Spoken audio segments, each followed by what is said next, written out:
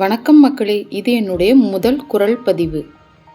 நம்ம இன்னைக்கு பார்க்க போகிறது ரொம்பவே வித்தியாசமான சுவையான பாகற்காய் கிரேவி. கசப்புத்தன்மையே இல்லாமல் குழந்தைகளும் விரும்பி சாப்பிடக்கூடிய வகையில் இருக்கும். இந்த பாகற்காய் கிரேவி சாதம், சப்பாத்தி, இட்லி, தோசைக்கு ரொம்பவே பொருத்தமாக இருக்கும். இந்த ரெசிபி செய்ய குறைவான நேரமே போதும். வாங்க ரெசிபிக்குள்ளே போகலாம். இந்த ரெசிபிக்கு முதல்ல 4 முழு பாகற்காய் எடுத்திருக்கேன்.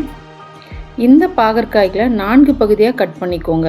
இப்படி கட் பண்ணும்போது ரொம்ப சுலபமாகவே இருக்கும். கிரேவி உள்ளே இறங்கி ருசி தரும். கட் பண்ண பாகற்காய் உள்ளே இருக்க விதையெல்லாம் நீக்கி இது போல் எடுத்துக்கோங்க. விதை நீக்கம் பண்ணி இது போல் எடுத்து வச்சுக்கோங்க.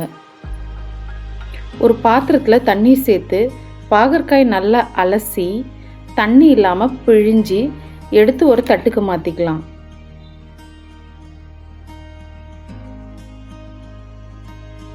அப்போதான் பாகற்காய் வறுக்கும் போது எண்ணெய் தெறிக்காம இருக்கும்.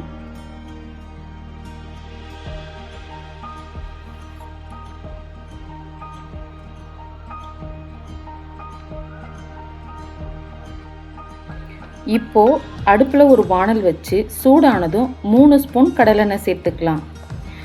எண்ணெய் சூடானதும் 2 பெரிய வெங்காயம் இது போல் நறுக்கி சேர்த்துக்கோங்க. கூடவே 8 பல் பூண்டு, ஒரு சின்ன துண்டு இஞ்சி, 2 பச்சை மிளகாய், ஒரு கைப்பிடி தேங்காய் சேர்த்து பொன்னிறம் வர வரைக்கும் வதக்கிக்கோங்க.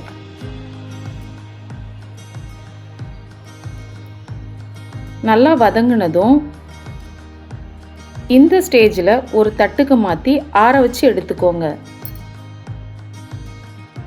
இப்போ ஒரு மிக்சர் ஜாரில் ஒரு பழுத்த தக்காளி பழம் சேர்த்து கூடவே நம்ம வதக்கி வச்ச பொருட்கள் தண்ணீர் சேர்க்காம கொரகொரப்பாக அரைச்சி எடுத்துக்கோங்க. தண்ணீர் சேர்க்கக்கூடாது.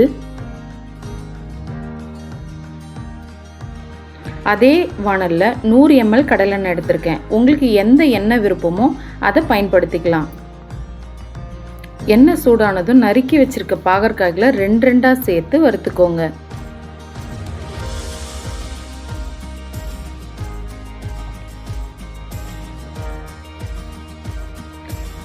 பாகற்காய்களை திருப்பி திருப்பி வறுத்துக்கோங்க. அப்போதான் முழுமையாக வெந்து சாப்பிட நல்லாயிருக்கும்.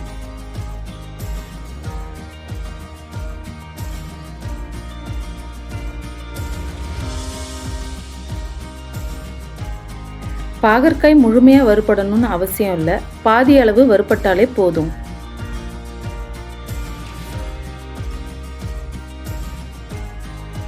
பாருங்க பாவக்காய் எந்த அளவுக்கு வறுத்துருக்குறோன்னு சொல்லி. இந்த அளவுக்கு வறுபட்டதும் ஒரு தட்டில் எடுத்து மாற்றிக்கோங்க.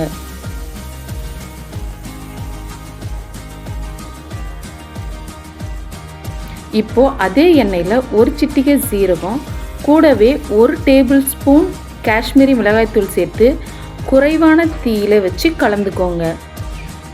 குறைவான தீயிலே இருக்கட்டும்.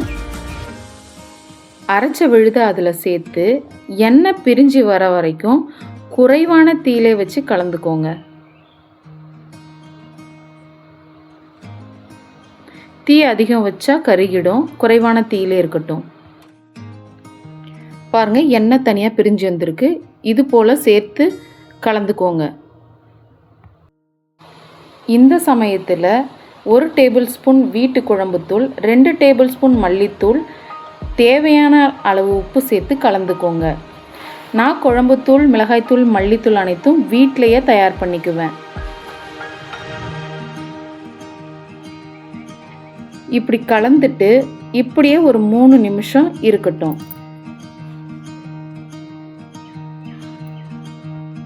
இப்படி எண்ணெய் பிரிஞ்சதும் அதில் பாகற்காயை ஒன்றா சேர்த்துக்கலாம்.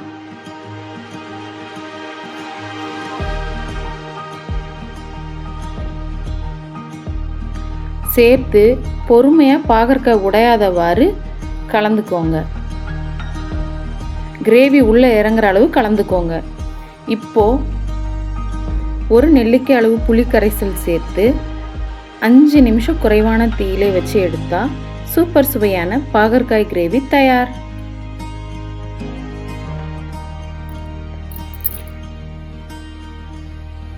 இந்த ரெசிபி உங்களுக்கு பிடிச்சிருந்தா லைக் அண்ட் சப்ஸ்கிரைப் பண்ணுங்கள், உங்கள் ஃப்ரெண்ட்ஸுக்கு ஷேர் பண்ணுங்கள்.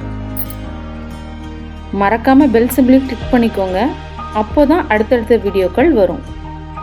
வார்த்தை பிழை ஏதேனும் இருந்தால் மன்னித்துக் கொள்ளுங்கள். தேங்க்ஸ் ஃபார் வாட்சிங்.